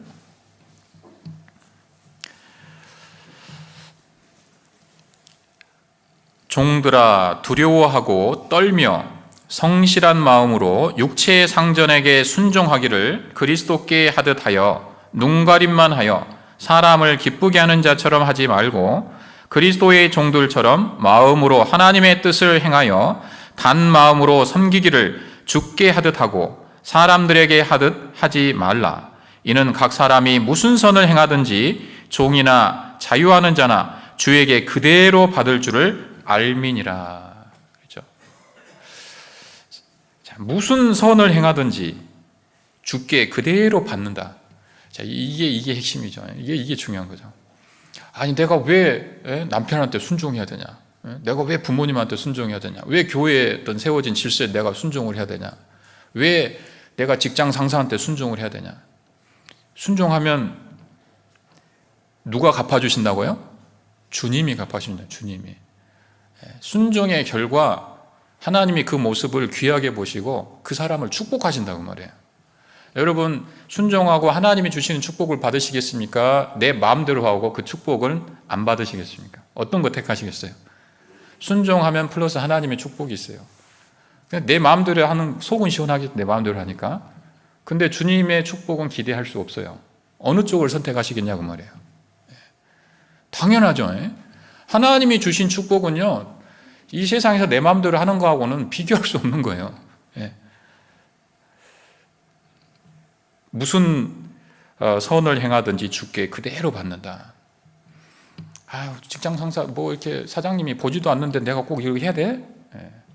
근데 안 보는 데서도 열심히 하잖아요. 그럼 누가 보셔요? 주님이 보신다니까요. 주님이 보시고 주님이 갚아주시는 거예요. 여러분 그거 믿으세요? 주님이 어느 때건 우리와 함께 하시고 내가 하는 일거수일투족을 다 보고 계시다라는 것을 인정하십니까? 그거 믿으십니까? 믿으십니까? 믿으시잖아요. 진짜 그렇게 생각하시잖아요. 그러면요, 사장한테 보이려고 내가 열심히 하는 게 아니에요. 그 사람이 존경스러워서 내가 일을 해주는 게 아니에요. 아니, 내 월급 이거 받고 내가 그렇게까지 해야 돼? 그 마음이 그게 잘못된 겁니다. 그것도 뭔가 하나만 생각하고 둘은 생각 못 하는 거예요. 그렇게 생각하는 순간 하나님의 축복에서부터는 점점점 멀어지는 거예요.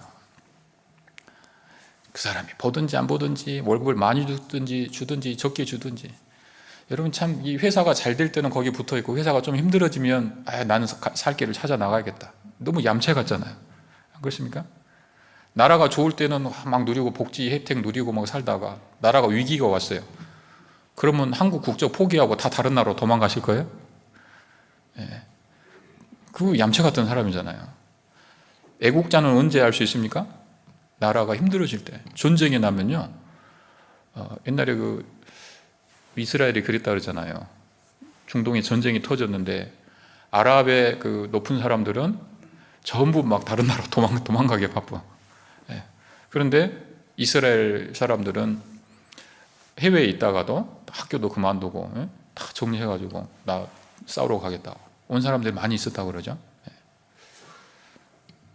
그게 진짜 애국자잖아요. 그런 사람이. 현모양처는 언제 할 수 있습니까?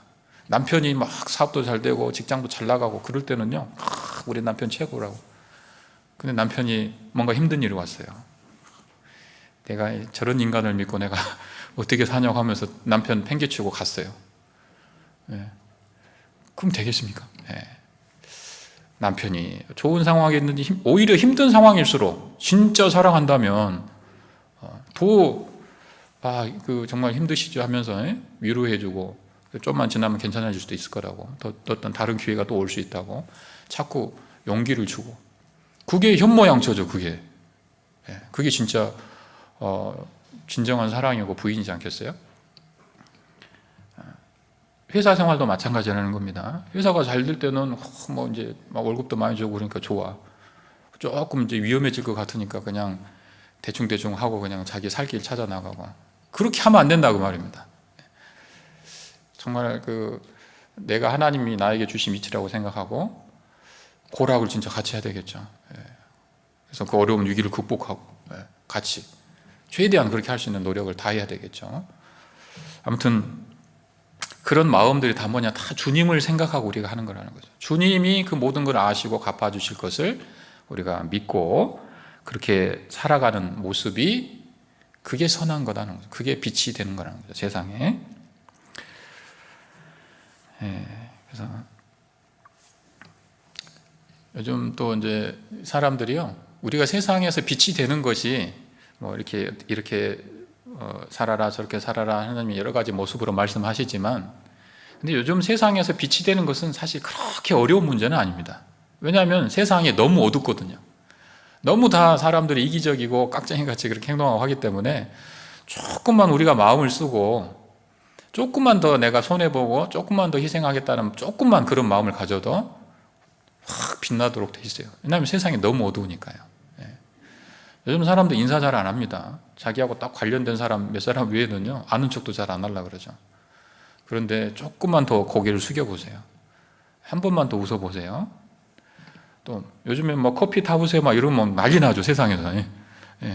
지금 어느 시대인데 지금 커피를 타오라고 그러냐고. 그런데 누가 시켜서가 아니라 자발적으로 뭐 진짜 내 동료한테 차 한 잔 대접할 수 있는 거 아닙니까? 순수한 마음으로. 그런 식으로 조금만 배려를 하면요, 세상 사람들 그렇게 안 살거든요. 안 그러거든요. 빛난다고 말이죠. 그런 것이. 자기 것을 조금 희생하고 포기하는, 그 정도만 해도 빛나는 건 그렇게 어려운 문제가 아니에요. 아니 그런 것까지 왜 해? 그 맡은 일만 하지 왜 그런 것까지 나서서 막 도와주려고 그러냐고. 어떤 일을 할 때. 근데 그거를 너무 이해타산 따지지 말고 주님이 갚아주실 거라는 믿음을 가지고 그렇게 하는 것이 빛이다 그 말입니다. 되게 잘 전달이 되는가 모르겠는데요. 그런 모습으로 살아야 될 거죠. 우리가 되겠습니다. 세상에서도. 그리고 이제 아랫사람뿐만 아니라요, 어떤 분은 우리가 이제 시간이 갈수록 점점점 어떤 높은 위치에 올라가잖아요. 어떤 책임을 많이 이제 맡고 자기가 이제 영향을 끼치는 사람들이 많이 생길 수도 있어요. 그런 사람들은 또 어떻게 해야 되냐? 6장 9절 봐보세요. 에베소서 6장 9절. 상전들아 너희도 저희에게 이와 같이 하고 뭐라고 되어 있습니까? 공갈을 그치라고 해요. 공갈. 왜 이런 말이 있을까요? 공갈을 하는 사람이 있으니까 그런 거죠. 요즘은 공갈을 안 그러고 뭐라 그러죠? 갑질, 뭐 이런 이야기 하죠. 높은 위치에서 약한 사람을 함부로 대하고 함부로 말하고 하는 거. 사람이 참 자기 힘들 때, 개구리 올챙이절 시절 모른다고요. 자기가 힘들고 어려운 시기를 거쳤으면서 자기가 또 좀 뭔가 이렇게 좀 높은 위치에 올라가고 힘 있는 사람이 되면 그 어려운 사람들 그 마음을 헤아려주고 배려해주고 그러면 얼마나 좋겠어요. 근데 사람은 참 희한합니다. 그런 어려운 시절을 자기가 고생한 것을요, 또 다 그렇게 그 사람들한테 또 그렇게 고생시키는 사람들이 있어요. 막 또 함부로 말하고. 그런 걸 그쳐야 됩니다. 그렇죠? 그렇게 되지 않도록, 권위적이 되지 않도록. 권위는 필요한 거지만 권위주의는 배격해야 되는 거잖아요. 그러면 뭐가 권위고 뭐가 권위주의냐? 여러분, 진정한 권위는요, 어디서 나오는 거냐면 희생에서 나오는 겁니다. 희생에서. 사람들이 참으로 그 권위를 인정하고 존경하는 그 권위 있잖아요. 그 권위는 어디서 나오는 거냐면 희생에서 나오는 거예요. 그런데 그런 거 없이 뭔가 자기의 어떤 그 힘만 과시하는 거 있죠. 그게 권위죠. 권위주의죠. 권위주의. 여러분, 우리가 왜 주님의 권위를 인정합니까? 왜 주님의 말씀이라고 그러면 그 다음부터 끝나는 거예요. 그 최종적인 거죠. 뭐 왜 해야 돼요? 뭐 어때요? 뭐 그런 그 이유가 필요 없잖아요. 주님이 이렇게 말씀하셨습니다. 그러면 그냥 그게 답이죠. 답. 법이죠. 그리고 따르죠. 죽으라 그러면 진짜 죽기까지 하잖아요. 죽도록 충성하라 그러면 진짜 그렇게까지 하죠. 왜 그렇습니까? 주님이 먼저 희생하셨기 때문이죠. 예수님이 우리를 위해서 십자가에서 죽지 않으셨으면요, 죽도록 충성하라는 말에 순종할 사람 한 사람도 없습니다. 안 그렇습니까? 왜 그 말에 전혀 토를 달지 않고 예, 제가 그렇게 하겠습니다. 죽을 줄 알면서도 가라고 그러면 갑니까? 왜 그렇습니까? 주님이 그 길을 먼저 가셨기 때문이죠. 그 희생이기 때문에 자연스럽게 권위가 세워진 거예요. 이 나라의 권위도 사실은 왜 권위가 자꾸 무너질까요? 자기는 희생 안 하면서 백성들에게, 국민들에게만 희생을 강요하니까 그렇죠. 그러니까 권위가 사라지는 거잖아요. 진짜 왕은 어떤 사람이 왕이 되어야 될까요? 나라가 위기에 딱 처하면 목숨을 내놓고 자기가 죽을 수도 있는 그런 사람이 왕이면요, 왕이 무슨 말하면 다 따르죠. 안 그렇겠습니까? 전쟁이 났는데 야, 지금 적들 오니까 나가서 싸워. 자기는 뒤로 빠져 있어. 살 길을 모색하고 또 막 자기 그 막 아들 또 왕자들 다 뒤로 빼고 힘없는 사람들만 앞에 나가 싸우라고. 그게 되겠어요? 그 싸움이 이길 수 있겠습니까? 그 군대에 무슨 규율이 있겠습니까? 왕이 빠져나가면 그 다음 밑에 있는 대신들 또 그 사람도 다 빠져나갑니다. 그 사람들 가족들 다 빠져나갑니다. 진짜 힘없고 아무것도 없는 사람들만 남아서 오합지졸이 되는 거죠. 누구의 통제도 따른 자기들도 그 사람들도 살 길 찾아 나가는 거예요. 망하는 거죠, 나라가. 권위가 무너지는 거죠. 전쟁이 딱 나면 왕이 최선봉에 서서 나를 따르라 이렇게 해야 되겠죠. 그 이제 뭐라 그럽니까? 노블레스 오블리제라 그런가요? 노블레스 오블리주인가? 힘든 일이 생기면요, 제일 먼저 희생을 해야죠. 그게 로열 패밀리죠. 진정한 로열 패밀리죠. 그런 희생을 했을 때 사람들이 존경하고 저 가문은 진짜 나라를 위해서 우리 국가를 위해서 희생한 사람들, 그런 가문이라고 존경하고 그 말 한마디를 해도 권위가 생기고 그러는 거죠. 아무튼 점점점 어떤 그 지위가 높아지고 책임이 많아지고 내가 영향을 끼치는 사람이 많아질수록 막 명령하고 지시하고 막 그런 거 너무 하지 마시고요. 더 많이 희생하려고 노력하면 말 안 해도 그냥 그 삶에서 권위가 이제 나오는 거죠. 생깁니다. 그렇지 않은 다음에 내가 지금 이 위치인데 왜 내 말을 안 들어? 그 사람은 아무것도 모르는 거예요. 어떻게 해야 되는지를 아무것도 모르는 사람인 거죠. 권위는 희생에서 나오는 거다. 그래서 공갈을 그치라. 공갈을 그치라고 말씀하셨습니다. 그것이 선한 삶입니다. 교회 안에서도 마찬가지겠죠. 교회 안에서도 빛나는 선행들이 있습니다. 봉사의 선행들. 요즘 주방 봉사, 요즘 코로나 때문에 이 소독 이거 하는 것도 여기 누가 그 일을 맡아서 하시는지 모르겠는데 저희는 청년들이 사람들 모였다고 흩어졌다 그러면 그냥 소독하느라고 얼마나 힘든지 몰라요. 그거 다 막 그 소독약 뿌리고 닦고 막 굉장히 이제 번거로운 일들을 계속 하고 계신데 다 희생이죠, 희생. 누가 돈 주고 그런 거 하라면 하겠어요? 근데 주님이 세우신 교회, 이 교회를 우리가 끝까지 지켜야 된다는 그런 마음이 있기 때문에 그렇게 하는 거지 않습니까? 또 운행하는 분들, 병문안 또 가고 연로한 어르신들도 이렇게 돌아보고, 여기는 은장의 어르신들 이렇게 잘 나오시는지 모르겠어요. 코로나가 터지면서 특히 이제 그 교동이 불편하고 이런 분들이요, 교제 지금 오랫동안 이렇게 함께 잘 못 하시잖아요. 일일이 이제 그분들은요 할 수 없어요. 개인적으로 가서 좀 살펴보고 그렇게 이제 해야 됩니다. 얼마나 수고스러워요. 그런 것을 보이지 않는 곳에서 이렇게 하시는 분들이 있죠. 그게 빛나는 선행입니다. 예수님이 영원한 속죄를 이루셨다, 그거 아는 지식이 중요한 게 아니라 그걸 깨달았다면 실제 그렇게 사랑을 실천하게, 주님이 우리를 위해서 죽으셨으니 우리도 형제를 위하여 목숨을 버리는 것이 합당하도다. 목숨까지는 우리가 못 버려도 그런 참 한 사람 한 사람 찾아다니면서 곤고한 가운데 있는 분들 도와주는, 그것이 빛을 비추는 것이죠. 기도로, 전화로, 여러 가지 방법들로요. 그래서 이 세상에 빛이 된다라고 하는 것은 쉽게 생각하면 그냥 전도하는 것만 이렇게 생각할 수는 있는데, 사실은 그에 앞서서 선한 삶을 사는 것, 그것이 더 중요할 수 있습니다. 그게 있어야 사실은 복음을 전할 수 있는 거죠. 잘못하면 전에 그런 말들을 한 적이 있었는데, 구원 깡패를 구원 깡패, 막 말씀만 들으라 그래요. 왜 이렇게 말씀을 안 듣고 구원을 안 받는지 모르겠다고 그런 불평을 하는데, 가만히 그 사람 삶을 들여다놓고 보면 선을 행하는 것이 별로 없는 경우가 있어요. 그러면서 집회만 다가오면 말씀만 들으라고 그래.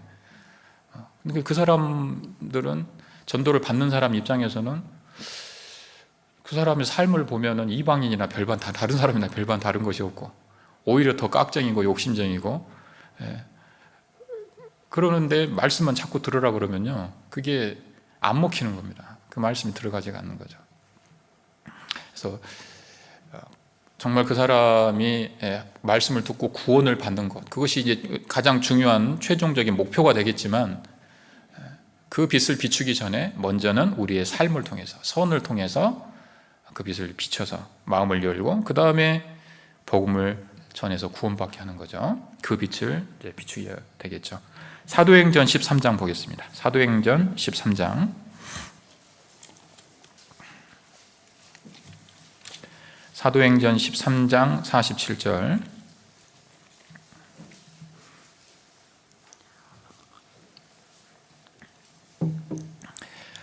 거기도 같이 읽어보시죠. 주께서 이같이 우리를 명하시되 내가 너희를 이방의 빛을 삼아 너희로 땅끝까지 구원하게 하리라 하셨느니라.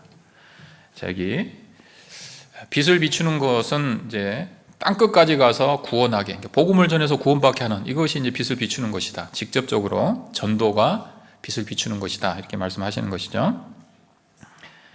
그래서 이 세상 사람들, 어둠 가운데 있는 사람들을 빛 가운데로 인도하는 최종 목표는 물론 당연히 그들을 구원받게 하는 것입니다. 그들에게 복음을 전해서 등대의 빛을 비추는 겁니다. 아까 등대가 모양이 이렇게 십자가를 겹쳐놓은 모양, 그 다음에 살구꽃 꽃받침이 있다 말씀드렸죠. 주님의 죽으심과 부활입니다. 우리가 전하는 전도의 핵심은 주님의 죽으심과 부활이에요. 우리에게 영원한 생명을 주시기 위해서 그리스도께서 죽으셨다라는 거죠. 그리고 그게 사실이다, 그걸 전하는 것이 전도의 핵심입니다. 그 일을 땅끝까지 가서 우리가 해야 됩니다. 전 세계 땅끝까지, 내 주변뿐만 아니라 이 나라뿐만 아니라 온 세계, 정말 우리가 그 말씀에 순종하기 위해서 얼마나 많은 우리 형제 자매님들, 또 선교사님들, 정말 요즘 또 코로나 이렇게 힘든데 이런 상황에서 우리나라는 그래도 의료 시스템이 붕괴되거나 그렇게까지는 지금 안 갔지 않습니까? 근데 어떤 나라는 코로나 자체가 이게 심각하다기보다, 예를 들어서 감기에 걸렸는데 치료 못 받으면 잘못하면 죽을 수 있잖아요. 얼마든지 나을 수 있는 병인데 병원에 가서 약을 못 받고 주사를 못 맞으면 죽을 수 있는 거예요, 사람이. 이제 그런 게 문제인 거죠. 지금 다른 나라들 의료 시스템이 붕괴된 곳들이 지금 곳곳에 있습니다. 너무 많은 환자들이 생겨서. 그런 곳에서 지금 복음을 전하기 위해서 애쓰고 계신 참 그런 분들, 그래서 위에서 계속 기도하고 도울 수 있는 방법들을 찾아서 계속 돕고 그렇게 하는 것이 합당하다고 생각합니다. 그리고 여기 또 땅끝이라는 말씀이 있는데, 이건 당연히 이제 땅끝까지, 세상 끝까지 가서 전하라는 말씀인데, 이 단어를 보면서 이런 생각도 좀 들었습니다. 땅끝, 이 절벽이에요, 절벽. 땅끝에 딱 서 있으면 한 발짝 더 내디디면 이제 떨어져 죽는 거죠. 죽음 바로 직전. 이런 것이 좀 연상이 되더라고요, 저는. 그래서 땅끝에 서 있는 그런 상황에서도요, 복음은 또 전해야 되는 겁니다. 작년 성도 교제밤이었죠. 작년 성도 교제밤 때 많은 이제 순서들, 어린 아이들 나와서 쭉 찬송하고 그런 것도 있었는데, 있지 않은 이제 기억이 좀 남는 게, 은장의 어르신이 그 자녀들, 구원받지 않은 그 자녀들을 대상으로 해서 유언과도 같은 유서죠. 말씀 듣고 구원받아라, 그거 낭독하는 그 순서가 있었는데 기억나십니까? 예. 이제 언제 주님 앞에 갈지 모르는 그런 이제 연세를 많이 드셨기 때문에 그런 분인데, 이제는 자녀들이 말도 안 듣고, 말을 해도 안 듣고, 오랜 동안 전도했는데 요동도 안 하고, 이제 할 수 있는 게 거의 없어요. 그래서 본인이 이제 선택하신 유일한 그 길이 유서를 씁니다. 유서를. 내가 죽더라도 꼭 말씀을 들어라. 진짜 절박하죠. 벼랑 끝에 서서 마지막 이제 지푸라기라도 붙잡는 심정으로 간절함을 담아서 그 편지를 이제 쓰시고 그걸 낭독을 하셨는데, 참 그 모습이 이렇게 생생하게 생각이 납니다. 생의 마감을 얼마 남겨두지 않은 그런 분의 또 글이어서 더욱 가슴에 뭉클했던 것 같습니다. 바울은 때를 얻든지 못 얻든지 전하라고 말씀하셨죠. 디모데후서 4장은 바울이 그 죽음을 앞두고, 죽음을 직감하고 이제 로마에 가서 전도하다가 자기가 이제 죽을 수 있다. 이제 그 성령께서 그걸 알게 하셨겠죠. 그걸 알고도 갔지 않습니까? 그런 것을 알면서도 가서 이제 말씀을 전했습니다. 그럼 결국 목 잘려 죽었죠. 그 일을 앞두고 진짜 벼랑 끝에 서서 사람들에게 전도하라고, 끝까지 어떤 때든지 포기하지 말고 전도하라고 권면하신 말씀이 디모데후서 4장 2절 그 말씀이잖아요. 때를 얻든지 못 얻든지 이 말씀을 전하라고, 내가 하나님 앞과 산자와 죽은 자를 심판하실 그 하나님을 두고, 그 나타나실 것을 두고 엄히 명하노니, 때를 얻든지 못 얻든지 하나님의 말씀을 전하고 복음을 전하고, 그런데 힘쓰라고. 그래서 죽음을 며칠 앞둔 그런 은장의 어르신이 됐건, 뭐 며칠이건 몇 달이건 앞두신 그 어르신이 됐건, 또 뭐 어떤 이유에서건요, 지금 뭐 코로나 상황도 사실 한치 앞으로 할 수가 없습니다. 이런 상황, 어떤 분은 야, 이런데 무슨 전도를 하냐, 근데 지금 이런 벼랑 끝에 서 있는 것 같은 이런 상황에서도요, 이제 뉴스에 보면 막 자영업자들 지금 막 벼랑 끝에 서 있던 막 그런 기사들이 많이 있잖아요. 이런 상황에서 내가 전도를 어떻게 하냐고. 전도해야 돼요, 안 해야 돼요? 그때도 해야 된다니까요. 그런 때도. 죽을 날이 얼마 안 남았건, 내가 경제적으로 아무리 힘들건, 뭐 어떤 일이 있건 간에요, 전도는 계속 해야 되는 겁니다. 사람들이 말해도 안 들어요. 안 들어도 전하셔야 됩니다. 전하는 건 하실 수 있잖아요. 그 사람을 구원받게 하라는 게 아니고, 우리가 하는 건 전하는 겁니다. 전하는 거. 구원을 우리가 어떻게 받게 해요? 말씀을 전해서 하나님이 그 사람 마음에 역사하셔야 구원을 받는 거죠. 근데 우리가 할 책임은 전하는 건 해야 돼요. 전하는 거. 그건 할 수 있지 않습니까? 그래서 집회가 다가오면요, 한 사람씩 꼭 모시고 오세요. 그건 자신 없습니다. 내가 그걸 어떻게 합니까? 근데 무엇은 할 수 있어요? 5명한테 말씀 들어보자고 전해보세요. 구원해보세요. 그건 해요, 못해요? 그건 할 수 있잖아요. 어떤 상황에서가. 5명한테 이번에 집회가 있으니까 말씀 들어보시겠어요? 다짜고짜 그렇게 말하면 안 되겠죠. 그 전에 뭐 바깥이 작업이 당연히 있어야 되겠죠. 기도하고 선물도 보내고 뭐 식사도 같이 하고 하면서 갖은 공을 들여가지고, 이번에 4월 10일부터 대집회가 있는데 말씀 한번 좀 들어보시겠어요? 제가 먼저 들어보니까 너무 좋아서, 저도 많은 인생의 어려움이 있었는데 이 말씀을 듣고 그게 다 정리가 되고 해결이 되고 너무 좋아가지고 말씀 한번 이렇게 권해드리는 겁니다. 교회 안 나오셔도 되고요, 온라인으로도 하고 하니까, 그리고 우리 교회 다니라고 하시는 거 아니니까 부담 갖지 마시고 말씀 한번 배워보세요. 그것까지는 할 수 있습니까? 없습니까? 그건 할 수 있잖아요. 근데 이 핑계 저 핑계 코로나 핑계 막 하면서 입을 안 벌려요. 그게 악한 거죠. 그게 여기에 못 데려온 게 악한 게 아니고 입을 안 벌린 게 악한 겁니다. 그래서 어쩌란 말이냐, 자, 지금 마음속에 4월 12일 날 그 집회 전까지 전도할 분 5분을 빨리 떠올리세요. 평소에 기도하고 있는 분들은 뭐 계속 기도하고 계시겠지만, 그리고 이름을 쭉 한번 적어보세요. 지금 적어보세요, 빨리. 마음속으로 좀 한 사람 좀 적으시든지. 예. 5분 정도. 5분 정도는 있잖아요. 뭐 부모님이 됐건, 가족이 됐건, 친구가 됐건, 이웃 사람이 됐건. 없어요? 있죠? 예, 그 5분. 정하셨습니까? 예, 생각나십니까? 자, 그러면 오늘 오후부터요, 그분들에게 전화를 하세요. 만나서 얼굴 한번 보자고 하든지, 밥을 먹자고 하든지, 아니면 선물을 보내든지, 뭐 하나 보냈다고 하든지, 예, 뭔가를 하세요, 뭔가를. 그리고 뭐 그게 뭐 한 차례 됐건 두 차례 몇 차례가 됐건 하시고, 그러니까 여리고성도 한 번에 무너진 게 아니라 한 7바퀴 돌다가 마지막 날 마지막 날은 그날 하루에 또 7바퀴 돌고 해서 외쳤을 때 소리가, 여기 성이 무너졌지 않습니까? 그러니까 먼저는 말 없이 잠잠히 들리지 말고, 너무 서두르지 말고 처음에는 좀 잠잠히 도는 게 필요합니다.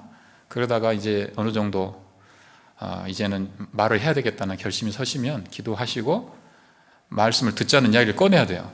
예. 이 사람이 말해도 안 들을 텐데 그거 예측하지 마시고 일단은 말씀을 듣자고 이야기를 하십시오. 예. 그 다음에 그 사람이 말씀을 듣겠다고 하면은 이제 아주 그 다음 이제 성공하신 거고, 이제 진전이 이제 이루어지는 거고. 그렇게 했는데도 그 사람이 관심 없다고 하고 안 듣겠다고 하면요, 일단 내가 할 책임은 한 거예요. 지금 집회를 앞두고, 그렇죠? 예. 내가 듣자고 했는데 그 사람이 안 듣는다고, 내가 공을 들였는데 그 사람이 안 듣는다고 하는데 내가 그걸 어떻게 해요? 예. 그거는 내 이제 범주를, 능력을 벗어나는 일인 거죠. 그러면 이제 그러세요.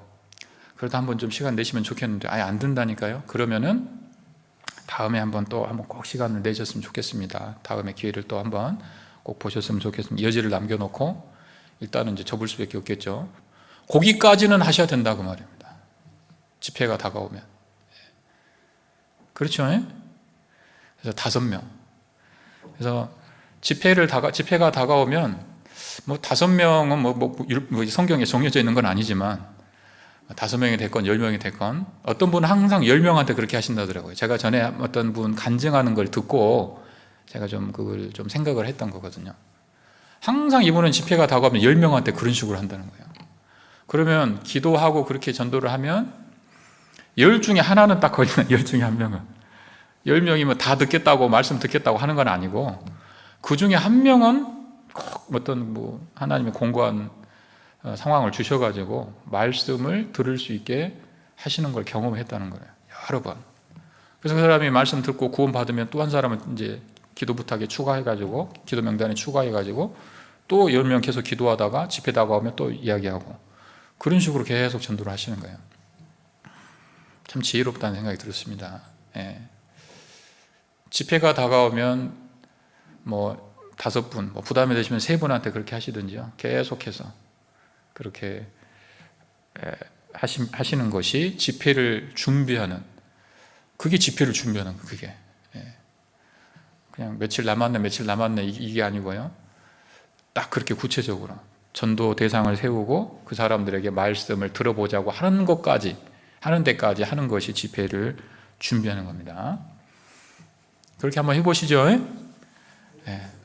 말할 필요도 없는 이야기를 제가 했는 거 모르겠습니다. 제가 다 그렇게 하고 계신데, 그러면 다행이고요. 혹시 그런 생각을 못 하셨다면 그렇게 한번 해보세요.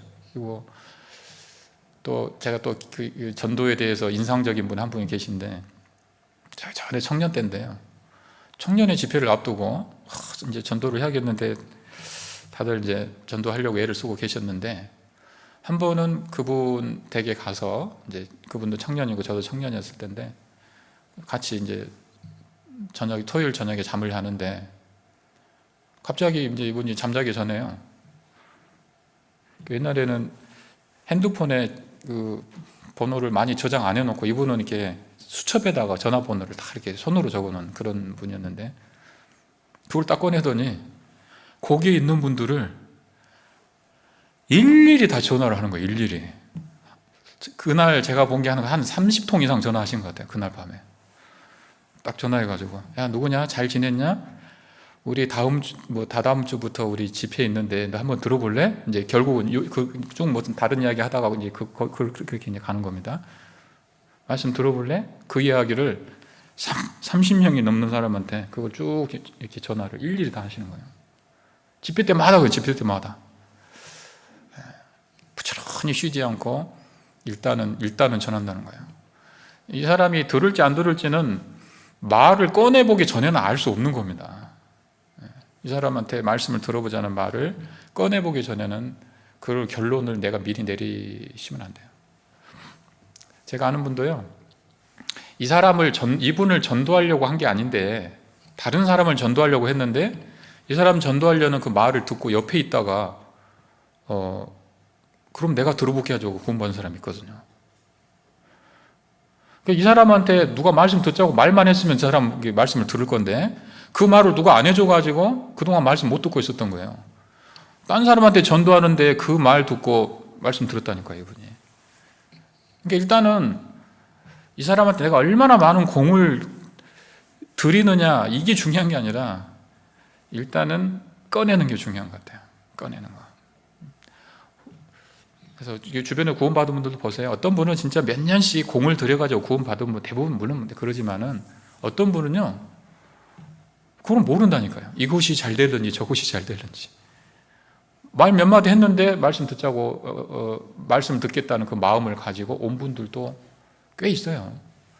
제가 전에 또 신앙생활 했던 그 구역장님인데요, 그분은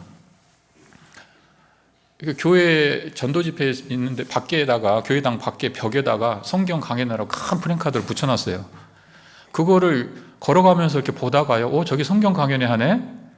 교회를 자기 발로 그냥 들어오셨어요. 그래서 말씀 듣고 구원받았습니다, 그분이. 그리고 신앙생활 잘해요, 지금.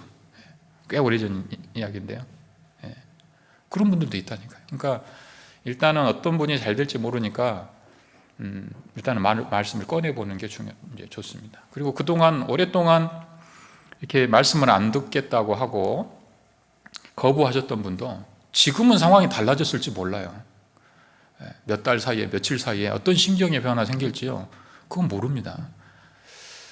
그래서 일단은 집회가 있다는 거 알려주고 권하는 거, 그거를 이제 우리가 하는 것이 합당하다고 생각합니다. 그래서 또 이제 문상교회에서도 집회를 할 때마다요, 우리는 목표가 5명한테 말씀 들어보자고 권하기. 그래서 작년 하반기에 그 추계 수양회 때인가, 그때 아마 5명씩 다 이제 하자고 해가지고요, 전부 5명씩 기도 명단 올리고 그러니까 기도 명단이 꽤 많더라고요. 근데 실제 입술을 떼서 그렇게 해보니까요, 그냥 물론 다 그분들이 다 구원받은 건 아니지만 듣겠다고 한 분이 굉장히 많더라고요. 굉장히 일단 이 입술을 떼서 들어보자고 하니까 많은 분들이 말씀을 듣겠다고 했고, 실제 그렇게 며칠이라도 말씀을 접하신 분들이 굉장히 많았습니다. 요즘에 전도하기 힘들다 이렇게 하지만은요, 실제 우리가 더 많은 사람들에게 입술을 떼서 전하면 더 많은 분들이 말씀을 접하실 수 있을 거라고 생각합니다. 자, 시간이 다 가버렸네요. 그리고 이 등대는 짤막하게 이제 조금만 말씀드리고 마무리해야 되겠습니다. 등대는 저녁부터 아침까지 계속해서 이게 꺼지지 않도록 잘 이렇게 제사장이 그것을 관리를 해야 됩니다.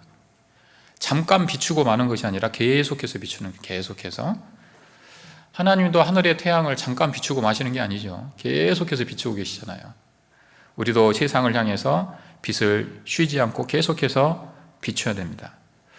하나님도 그러시고 예수님도 이 세상에 빛을 비추는 일을 쉬지 않고 하셨죠. 식사할 겨를도 없이 계속해서 하셨다고 성경은 말씀하고 계시고, 아버지께서 안식일에도 계속해서 병자들 찾아다니시고 복음을 전하시고 이렇게 하니까 유대인들이 비난했잖아요. 안식일인데 왜 일하냐고 그러면서. 예수님이 아버지께서 이제까지 일하시면 나도 계속 일한다고. 이거는 쉬어서는 안 되는 거죠. 계속해서 우리가 말씀을 전하고 선을 행하는 일을 계속 해야 될 겁니다. 빛을 잠깐 비추다가 이 빛이 비추지 못하도록 방해하는 것들이 있을 수 있어요.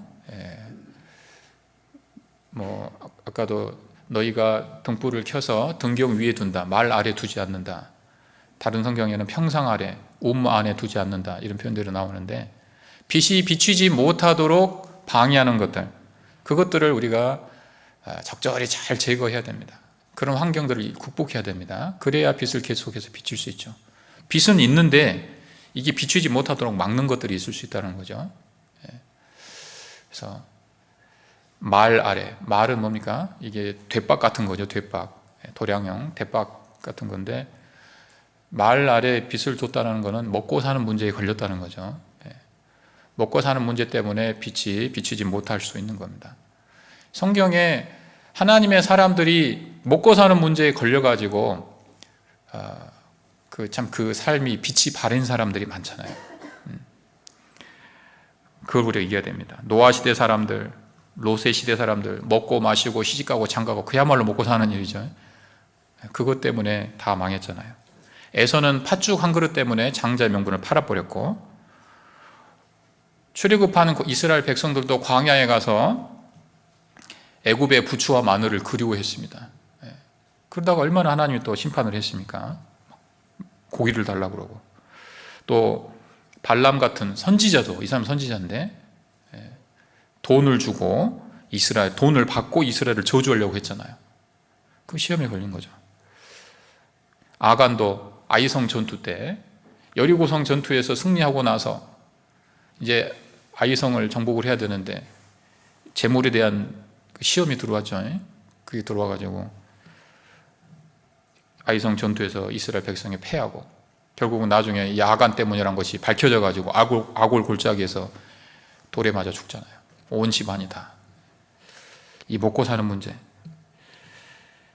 이스라엘 백성들은 엘리야 시대 때 바알과 하나님 사이에서 머뭇머뭇했습니다. 왜 머뭇머뭇했어요? 왜 바알과 하나님 사이에 머뭇머뭇해요? 이스라엘 사람들이 남북 분열 왕국 시대 때요, 하나님을 아예 안 믿은 게 아닙니다. 우상숭배의 죄에 빠졌다 그러잖아요. 근데 이스라엘 사람들의 상황을 정확하게 이야기하면 하나님을 아예 배제한 게 아니에요. 하나님도 믿어요. 근데 문제는 바알도 같이 믿는다는 게 문제인 거예요. 하나님도 믿고 바알도 믿는 상태가 분열 왕국 시대 이스라엘 백성들의 상태였습니다. 겉으로는 막 절기도 지키고 어디 무슨 일 절기가 되면 성전도 찾아가고 막 해요. 그런 거 다 해요.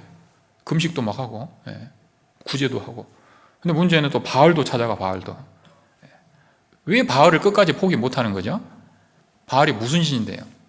바알은 농경의 신이거든요. 먹고 사는 문제 해결해 주는 신. 그걸 못 넣는 거죠. 그 둘 사이에서 머뭇머뭇. 바알을 몰아내야 되죠. 먹고 사는 문제. 지금도 많은 그리스도인들이 먹고 사는 문제에 걸려서 빛을 비추지를 못하는 겁니다. 엘리사의 산 게하시도 그랬죠. 게하시. 얼마나 많습니까, 이런 사람들이. 또 이스라엘 멸망 시기의 거짓 선지자들은 입에 먹을 것을 물려주지 않으면 예언을 안 해요. 뭘 물려줘야 돼. 재물에 대한 욕심. 그리고 이스라엘이 70년의 포로 생활을 마치고 바벨론에서부터 귀환했잖아요. 많은 사람들이 귀환했는데 귀환하지 않고 남은 많은 사람들이 있었어요. 다 온 게 아니죠. 스룹바벨, 에스라, 인도로 많은 사람들이 왔는데 나라가 독립을 했으면 다 와야 될 거 아니에요. 그렇게 독립을 소망했는데, 근데 정작 딱 독립을 하니까요, 온 사람들은 소수였고 많은 사람들이 그 자리에 그냥 거기 남았습니다. 왜요? 먹고 사는 일, 삶의 터전을 포기하기 싫은 거예요. 그래서 많은 사람들이 안 돌아왔습니다, 실제. 말라기서가 기록됐던 말라기 시대 유대인들, 성전을 재건을 해야 되는데 스가랴, 말라기, 학계 이런 데 보면은요, 성전을 재건해야 되는데 성전 재건이 이스라엘 사람들의 무관심 때문에 중단돼 버렸어요. 왜요? 이스라엘 사람들 자기 먹고 사는 일이 바빠가지고, 자기들은 판벽한 집에 좋은 집에 거하고 막 전대에다가 재물을 막 끄덕끄덕 쌓아놨으면서 하나님의 성전 짓는 일에는 관심이 없어요. 말씀에 관심이 없어요. 심지어 막 11조를 도둑질하고 그런 일까지 있었죠. 그래서 말라기에 11조 이야기가 나오는 거예요. 하나님이 아주 노하셨죠. 그래서 지금 성전 이 전이 황무하거늘 너희가 판벽한 집에 거하는 것이 가하냐. 하나님의 성전은 황무지로 만들어 놓고 너희는 지금 좋은 집에 사는 게 지금 합당하냐 지금.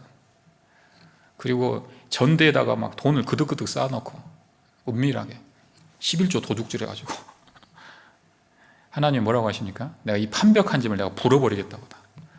하나님이 훅 불어버리면 다 날아가 버리죠. 전대에 구멍을 뚫어버리겠다 저주하셨죠.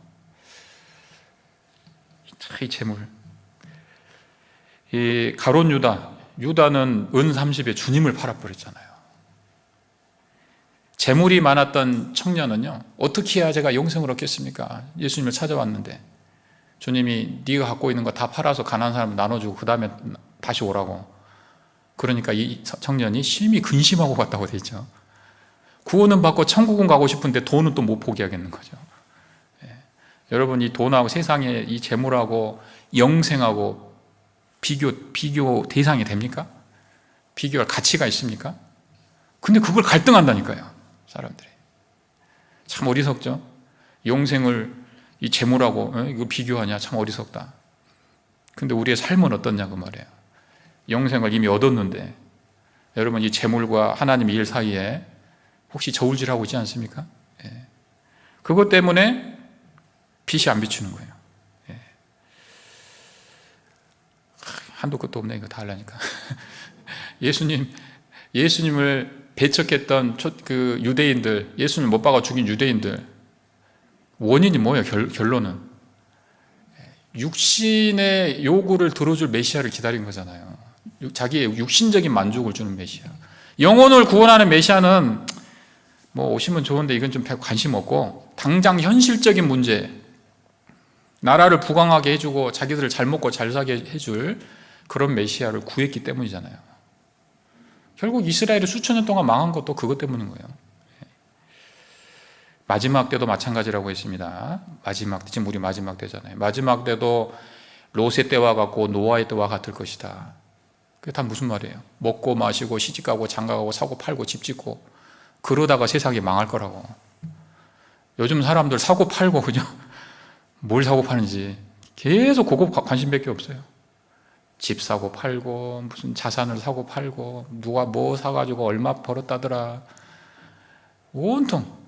좀 저희 교회도 이렇게 직장 생활하는 형제들이 있는데요, 만나서 교제해 보면 직장에 가면 입만 열면 사람 다 전부 그 이야기를 하는 거예요.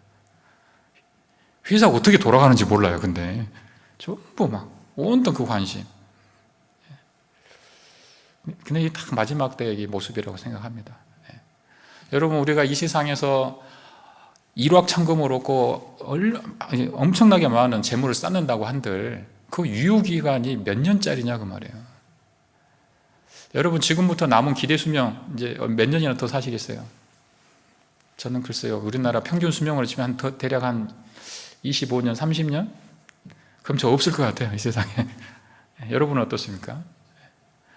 내가 이 세상에서 이건희 회장보다, 지금 안 계시죠 이제? 삼성그룹 회장보다 내가 더 많은 재산을 갖고 있다. 그렇다고 한들 25년, 30년 지나면 나라고 한 존재가 없다니까요. 그럼 뭐 할 거냐는 거예요. 그동안 그거 가지고 조금 진짜 소꿉장난 같은 거죠. 좀 편하게 좀 자기 하고 싶은 거 한번 살다가 결국은 다 놓고 가야 되는 거예요. 하나님 부르시면. 왜 그걸 항상 잊지 말아야 되죠.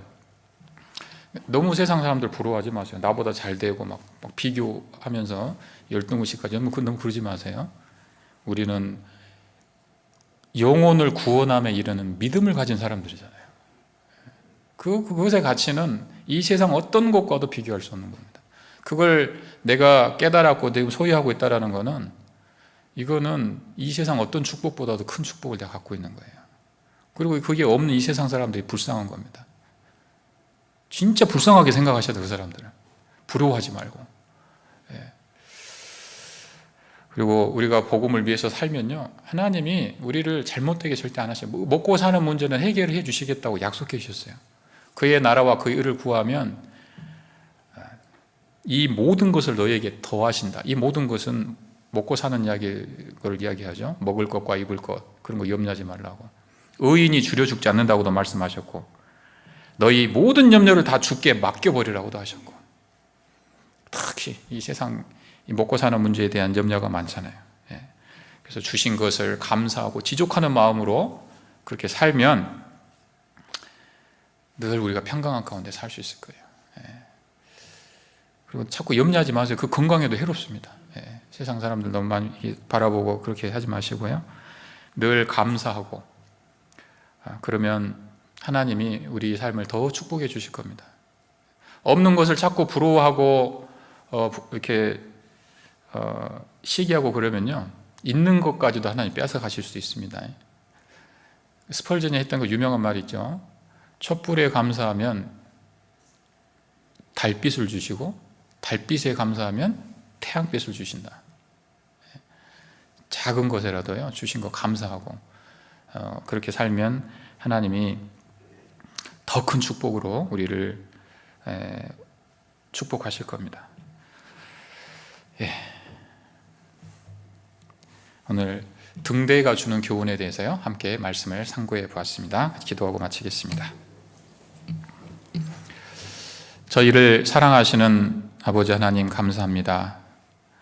이 세상에 빛으로 오신 주님께서 우리를 위해 모든 것을 희생하시고 우리를 구원해 주시고 하나님의 빛의 자녀가 되게 해주신 그 은혜를 인하여 진정으로 감사드립니다.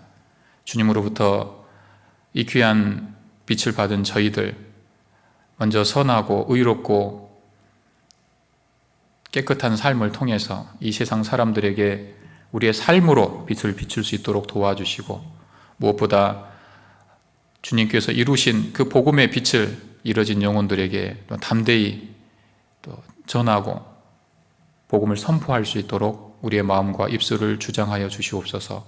코로나로 인하여 어려운 상황들이 계속되고 있습니다. 이 가운데서도 우리가 용기와 또 담대함을 잃지 않게 도와주시고, 계속되는 전도의 기회들을 통해서 주변 잃어진 영혼들에게 하나님의 말씀을 정말 열심으로 전할 수 있도록 도와주시옵소서. 이후에 저희의 모든 삶을 하나님의 은혜의 손길 가운데 부탁드리오며 저희를 사랑하시고 구원하여 주신 예수님 이름으로 기도드립니다. 아멘.